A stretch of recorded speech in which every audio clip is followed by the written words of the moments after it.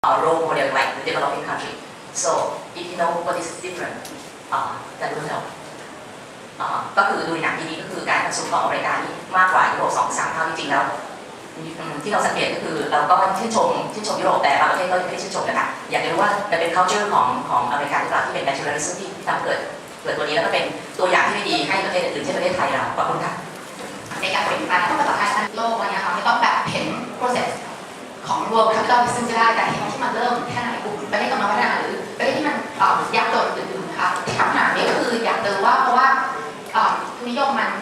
มันเป็นสายการผลิตมาแบบนี้ใช่ไหมคะแล้วถ้าในทางจัดการเนี่ยสมมติถ้าคุณเอาขยะจากอเมริกามาดำที่เมืองไทยไปดำที่เมืองอื่นต่ออะไรเงี้ยค่ะมันก็จะวนอยู่ในสายอันนี้ไม่รู้จบเลยนะคะถ้าเราเริ่มจากประเทศที่ด้อยพัฒนาหรือกำลังพัฒนาก่อนน่าจะทำอะไรได้บ้างไหม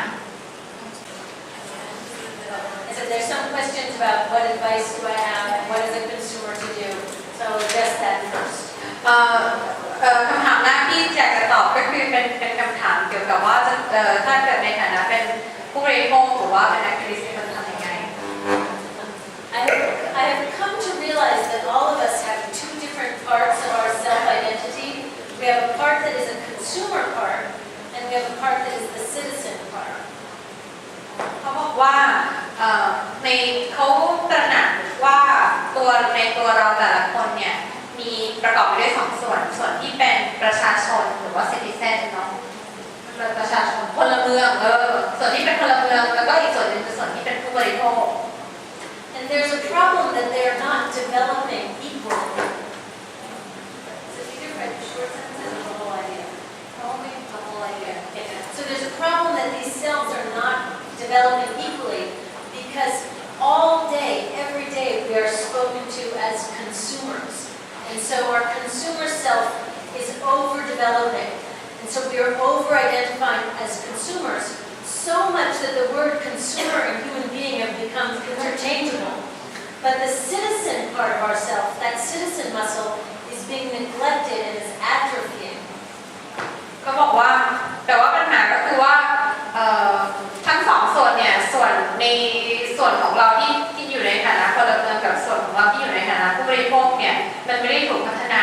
ในระดับที่เท่ากันเพราะว่าทุกวันเนี่ยเราจะถูกเหมือนกับป้อนข้อมูลหรือว่าข้อความในฐานะที่เราเป็นผู้บริโภคดังนั้นเนี่ยส่วนของความเป็นผู้บริโภคของเราเนี่ยมันก็จะโตขึ้นมามากกว่าส่วนที่มีความคิดเป็นพลเมืองนะคะซึ่งถูกละเลย So I see this demonstrated when I travel around the United States and I show the Story of Stuff film. And the Story of Stuff film lays out a very big set of problems. And always some American raises their hand and says, what can I buy differently? Or how can I shop differently to solve this problem? เขาบอกว่าก็ปัญหาเนี้ยคือมันแสดงคือเขาได้ตระหนักมากเนี่ยตั้งแต่ตอนนี้คือเขาได้เดินทางไปรอบประเทศอเมริกาในระหว่างที่ทำสารคดีนี้นะคะแล้วก็พบว่าปัญหาก็คือว่ามีคนจำนวนมากที่ยกมือถามว่าเราจะให้ซื้ออะไรแทนหรือว่าจะให้ซื้ออะไรหรือว่าบริโภคอะไรที่ต่างไปที่จะแก้ปัญหาได้ And while it is important that when we do shop we make responsible decisions, we are not going to save the planet by better shopping.เขาบอกว่าถึงแม้ว่ามันจะสำคัญที่ว่าเวลาเราช้อปปิ้งหรือว่าเราซื้อของเนี่ยเราตระหนักหรือว่าตัดสินใจซื้อของที่เป็นมีต่อสิ่งแวดล้อมมากขึ้นหรือสังคมมากขึ้นแต่ว่าเราก็จะไม่ได้แก้ปัญหาด้วยการซื้อของอยู่ดีค่ะ If we try to solve this problem when we are in our consumer self,First of all, we will be exhausted because it takes so much work to do the research about every consumer product. So it's exhausting. The second thing is often it's more expensive. If you want to buy the safer product, often it costs a lot more. The third thing is you'll be a nag and your friends will stop inviting you to parties. And the fourth thing is it just doesn't work.You justify my problem. That's why. You're trying to solve the problem? Yeah, doesn't work. That's true. Okay. เขาบอกว่าปัญหาก็คือว่าถ้าเกิดว่าเรา ว่าจะซื้อของอะไรดีกว่าซื้ออะไรเนี่ยนะคะปัญหาแรกเลยก็คือว่าเราต้องทำการค้นข้อมูลมากมายเลยว่าของไหนดีกว่าของไหนของไหนดีกว่าของไหนแล้วเราก็จะเหนื่อยอันที่สองก็คือว่าแพงกว่าแน่ของที่ดีกว่าแพงกว่าอันที่สามก็คือว่าเราจะกลายเป็นพวกขี้บ่นที่ทำให้เวลาเราไปอยู่ในหมู่เพื่อนที่เพื่อนเลิกคบแล้วก็อันสุดท้ายเลยคือว่าวิธีนี้ไม่เวิร์กจบข่าว So I am a living example of how that will not work because I know a lot about toxic chemicals and I'm very strict and very vigilant to not bring toxic chemicals into my house. I'm really uptight about it and I would not wish my level of uptightness on any of you.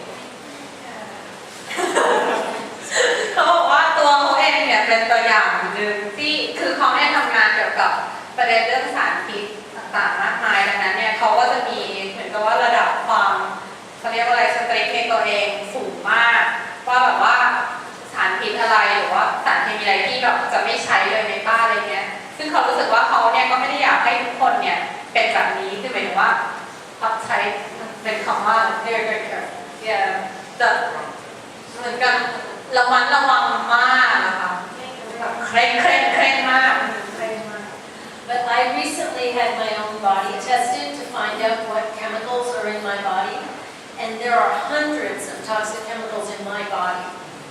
and these are not chemicals that I ever knowingly purchased that I ever knowingly ingested these are chemicals that I never gave any company permission to put in my body and it just goes to show that we cannot solve this problem by individual choices. The way that we're going to solve this problem is by stepping out of our consumer self and into our citizen self and working together to change the rules so that companies are not allowed to use these toxic chemicals in the first place. Yes. โอเคคือสิ่งที่เกิดขึ้นก็คือว่าถึงแม้ว่าเขาจะเคร่งกับวิธีการใช้ชีวิตของตัวเองมากขนาดนี้เนี่ยเมื่อไม่นานที่ผ่านมาเนี่ยเขาก็ได้ไปตรวจร่างกายตัวเองว่ามีสารเคมีอะไรบ้างแล้วก็พบว่ามีสารเคมี100 กว่าชนิดเนี่ยอยู่ในร่างกายเขาซึ่งเป็นสารเคมีอันตรายที่เขาไม่เคยรู้มาก่อนไม่เคยซื้อมาใช้บริโภคหรือว่าไม่เคยได้อนุญาตให้บริษัทอะไรมาฉีดเข้าไปในตัวเขาแต่ว่าเขาก็ยังพบในตัวเขาอยู่ดีดังนั้นเนี่ยเป็นตัวอย่างที่สำคัญอันหนึ่งที่ว่าแค่เขาเรียกว่าอะไรการเลือกบริโภครายบุคคลเนี่ยจะไม่สามารถแก้ปัญหานี้ได้แล้วก็ทำให้เห็นว่าจริงๆแล้วเนี่ยเราทุกคนเนี่ยถ้าอยากจะแก้ปัญหาจริงๆเนี่ยจะต้องเปลี่ยนวิธีการแก้ปัญหาในฐานะที่เป็นแค่ผู้บริโภคเนี่ยมาเป็นพลเมืองแล้วก็เรียกร้องร่วมกันให้รัฐบาลแล้วก็บริษัทต่างๆเนี่ยเปลี่ยนเหมือนกับว่าเปลี่ยนกฎเนาะแบบเลิกเอาสารพิษเนี่ยเข้ามาอยู่ในระบบการผลิตตั้งแต่ต้น So my advice is instead of trying to go to every single person you know and trying to convince them to always make the right choice, instead gather the people who already care and do a campaign to change the rules. One example I have is in the United States when we were ending slavery.People did not go to every slave owner and say, oh, please don't have slaves, it's not good. We changed the law and said slavery is illegal. That's what we need about toxic chemicals. Toxic chemicals are illegal. Creating pollution that harms our health is illegal. We need to change the rules, so to re-engage that citizen muscle. เขาบอกว่าดังนั้นเนี่ยคือแทนที่ว่าจะไปที่คนแต่ละคนแล้วก็บอกว่าโอเคต้องเปลี่ยนวิธีการใช้ชีวิตเนาะก็ใช้วิธีการเหมือนกับว่ารวมกลุ่มคนที่ทำความเข้าใจร่วมกันแล้วก็แคมเปญหรือว่าทำการรณรงค์ร่วมกันเนี่ยว่าต้องเปลี่ยนกฎ